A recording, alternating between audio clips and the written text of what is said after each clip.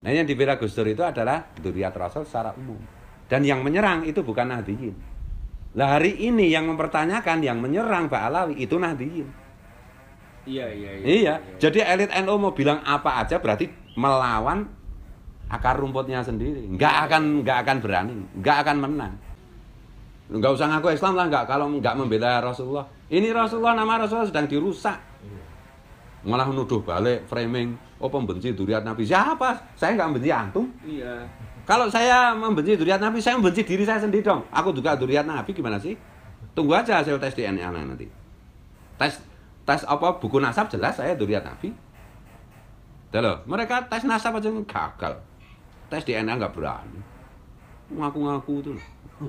Itu masalahnya.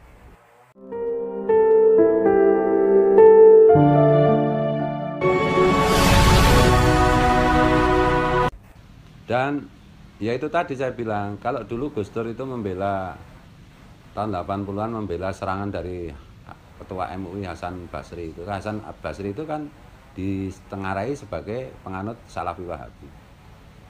Dan waktu itu yang mempersoalkan berarti kan Salafi Wahabi mempersoalkan dzurriyyatur Rasul, tidak khusus Ba'alawi loh yang harus dicatat itu. Sekarang kan pada di framing seolah-olah Gus Dur membela Ba'alawi. Enggak, Gus Dur itu membela dzurriyyat Nabi. Dan dzurriyyat Nabi waktu itu masih diyakini banyak, termasuk Wali Songo, termasuk Al-Hasani, termasuk Ba'alawi waktu itu, karena belum ada data apa itu kajian nasab dan belum ada kajian DNA mengenai Ba'alawi. Nah, yang dibela Gus Dur itu adalah dzurriyyat Rasul secara umum. Dan yang menyerang itu bukan Nahdliyin. Lah hari ini yang mempertanyakan, yang menyerang Ba'alawi itu Nahdliyin. Iya. Jadi elit NU mau bilang apa aja berarti melawan akar rumputnya sendiri. Nggak akan berani, nggak akan menang. Kalau terlalu keras menghardik anak buahnya, malah jatuh nanti. Bisa diturunin. Iya. Rame-rame nurunin. Iya. Jadi nggak mungkin. Jadi kalau misalnya elit NU bilang begini dan begitu, itu pasti politis saja. Itu pasti sementara sampai pilpres ini selesai. Kalau pilpres selesai nanti ngomongnya lain lagi. Iya. Aslinya kan itu waktu tuh Gus Yahya waktu sebelum jadi ini kan bilang sendiri. Iya. Yang datang kemari cuman mau apa namanya? Dihormatin, tapi tidak mau menghormatin balik kan. Cari duit. Cari duit aja. Bekerja, tapi sekarang kan? Gus Yahya, makanya saya kaget kemarin malah apa nih? Ya udah pakai apa nih barokahnya aja, ya tidak bisa gitu. Karena saya itu memaknainya begini, karena Gus Yahya itu tahu tidak bisa dihentikan. Yang bisa itu hanya diminimalisir akibat buruknya gitu, mungkin kerusuhan, mungkin apa gitu. Dan ada kepentingan PBNU mengamankan bangsa ini. Kalau saya memaknainya seperti itulah. Nanti kalau ini sudah hajatan demokrasi ini sudah selesai, saya kira Gus Yahya akan berbeda lagi. Iya. Pembicaraan. Karena sebenarnya topik ini itu kalau mau jujur itu yang mulai kan Gus Yahya. Iya. Yang memviralkan memang saya, tapi beliau sendiri yang ngomong. Benar. Saya waktu itu lihat kok. Iya. Gus Yahya bilang yang Alatas, yang Yahya, yang ini. Makanya kan HL itu Habib Lutfi itu kan keluar dari NU sempat kan buat apa nih? Jatman kalau tidak salah ya, Jatman itu. Jadi seolah-olah saya yang mulai, enggak, saya cuma memviralkan punya Gus Yahya, saya menggarisbawahi statementnya Gus Yahya, dan saya sendiri tidak menduga kalau bisa seluas ini, selebar ini persoalannya, dan ada data-data terus-menerus, setiap hari itu ada update data mengenai Ba'alawi itu bukan dzurriyyat Rasul, bahwa Ba'alawi itu DNA-nya Yahudi, tidak membawa darah Quraisy saja tidak, bahwa Ba'alawi itu kalau soal sejarah masuknya itu saya udah agak ngerti lah zaman SMA itu. Karena saya suka buku-buku sejarah ya. Itu mereka datang ke sini yang membawa itu kolonialisme Belanda, makin diketahui publik kan. Dan yang selalu mengklaim dirinya adalah keturunan Nabi kan kelompok Ba'alawi aja. Iya. Kalau pendatang seperti antum dari Yordan nggak pernah minta diakui, nggak pernah diakui dan nggak pernah minta diakui. Iya. Dan nggak pernah minta diistimewakan. Biasa aja. Nah, dari Maroko, dan orang-orang yang datang kayak misalnya leluhur antum, leluhurnya Said Zulfikar segala macam, itu datang ke sini udah kaya gitu loh. Tapi kalau Ba'alawi itu memang kere. Fakta sejarahnya itu mereka kere ke sini untuk cari Cari duit. duit ya. Bahkan banyak puisi-puisi orang sana itu apa itu berharap anak cucunya untuk datang ke Jawa membawa kekayaan dan kembali ke sana, meskipun terus akhirnya nggak mau kembali. Jadi Jawa itu bagi komunitas Ba'alawi Yaman itu memang surga untuk mencari Duit. harta. Iya, iya.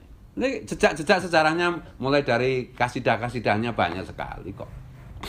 Dibuat acara nanti dapat duit dari acara itu ya kan banyak di situ.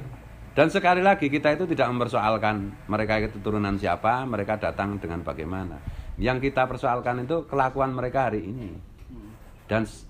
Dan bagi saya inti dari persoalannya, kelakuan mereka itu hanya bisa dihentikan kalau mereka oleh publik diketahui sebagai bukan dzurriyyat Nabi. Iya. Kalau masih diyakini sebagai dzurriyyat Nabi, ya mereka akan berulah terus. Bagi saya kayak Bahar, kayak Ridhe, kayak si Taufik Segaf, enggak penting. Saya enggak mau memenjarakan mereka atau menganiaya mereka, enggak. Kalau sekarang misalnya mereka ditindak secara hukum macam-macam ya, tapi klaim bahwa mereka dzurriyyat Nabi itu masih berjalan, mungkin 10 tahun, 20 tahun, 30 tahun, 50 tahun akan muncul Ridhik baru, Taufik Segaf baru, Iya, iya. Bahar Smith baru. Iya, iya. Itu masalahnya. Tapi kalau udahlah publik harus dikasih edukasi. Mereka itu secara kajian ilmiah, kajian nasab maupun kajian tes DNA memutuskan bahwa mereka bukan dzurriyyat Nabi. Mari kita terima hal itu, udah selesai. Iya, beres udah.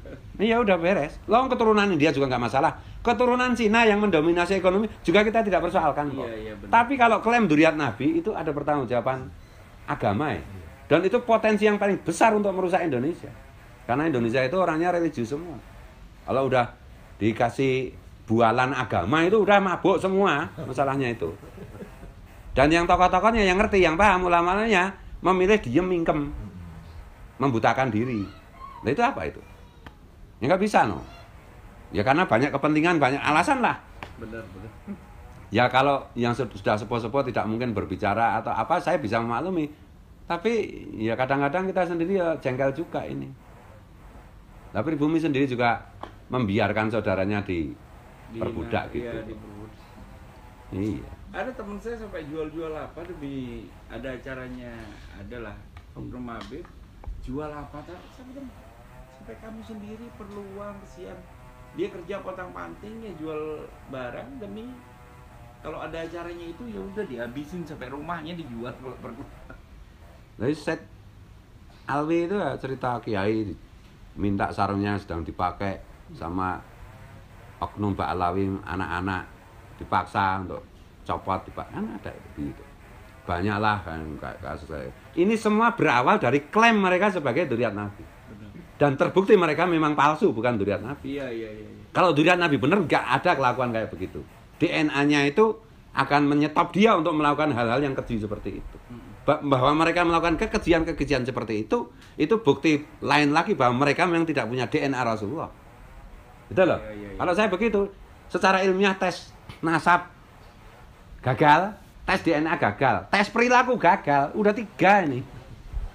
Ya apa ada keturunan Wali Songo? Ini aku keturunan Nabi, sarungmu tak pakai? Nggak ada kayak gitu. Ada. Apa keluarga antum yang dari mana? Nggak ada. Yordan ya? Kerja. Jawa ini aku Kerja potong-panting. Iya toh? Kerja potong-panting. Cuman saya gara-gara waktu pas gempar-gempar gini, akhirnya saya masuk ngawur, masuk istana, masuk ini semua tak masukin sudah apa namanya? Supaya nanti apa? Kedepannya lebih enak gitu loh. Iya. Enggak aman selain Ba'alawi itu aman. Oh enggak bikin ulah kok. Dan terbukti kok.